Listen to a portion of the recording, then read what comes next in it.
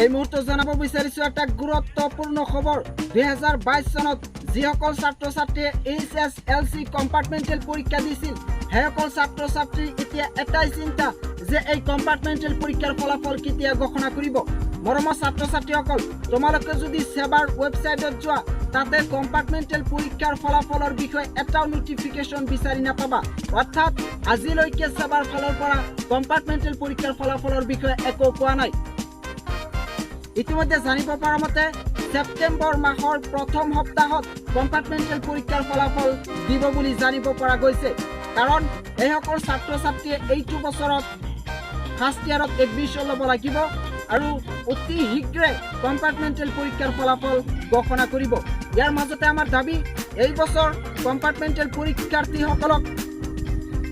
উত্তীৰ্ণ কৰাই দিব লাগিব কাৰণ এইসকল ছাত্ৰ ছাত্ৰীয়ে কৰোনাৰ বাবে ভালদৰে পঢ়া শুনা কৰিব পৰা নাই আমাৰ দাবী এই বছৰ সকলো ছাত্ৰ ছাত্ৰীক উত্তীৰ্ণ কৰাই দিবই লাগিব